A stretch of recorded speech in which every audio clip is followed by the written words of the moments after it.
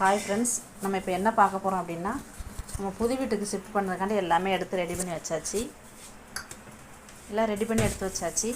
இது என்னன்னு பார்த்தீங்கன்னா பாத்திரம். இது இந்த அட்டைப்பெட்டியில் ரெண்டுலேயுமே பாத்திரம்.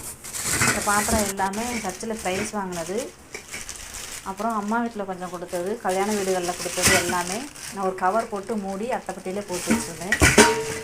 இது எல்லாமே புது வீட்டுக்கு கொண்டு போகிறதுக்காண்ட தயாராக எல்லாமே இறக்கி எடுத்து வச்சுருக்குறோம். ஆனால் இப்போ என்னென்னா காம்பவுண்ட் வால் கட்டாதனால வீட்டுக்கு இப்போ வந்து போகலை. ஆனால் ரெடியாக எடுத்து வச்சுருக்கு. கட்டி முடிச்ச உடனேயும் புது வீட்டுக்கு போகலாம் ரெடியாக தயாராக எடுத்து வச்சாச்சு. இந்த அட்டைப்பட்டியிலே கவருக்குள்ளே போட்டு வச்சனால பார்க்க எல்லாமே அப்படியே புதுசாகவே இருக்குது. புது வீட்டில் போய் தான் எல்லாமே யூஸ் பண்ணலாம் அப்படின்னு சொல்லிட்டு நாங்கள் ரெடியாக இறக்கி வச்சுருக்குறோம். இந்த வீட்டில் வந்து வைக்க இடம் இல்லை, அதனால் நான் கொஞ்சம் பாத்திரம் தான் யூஸ் பண்ணேன். அதனால் இது எல்லாமே அப்படியே தான் வச்சுருந்தேன் அட்டைப்பட்டியிலேயும். இப்போ பார்க்குறது எல்லாமே இது எல்லாமே ட்ரெஸ்ஸு.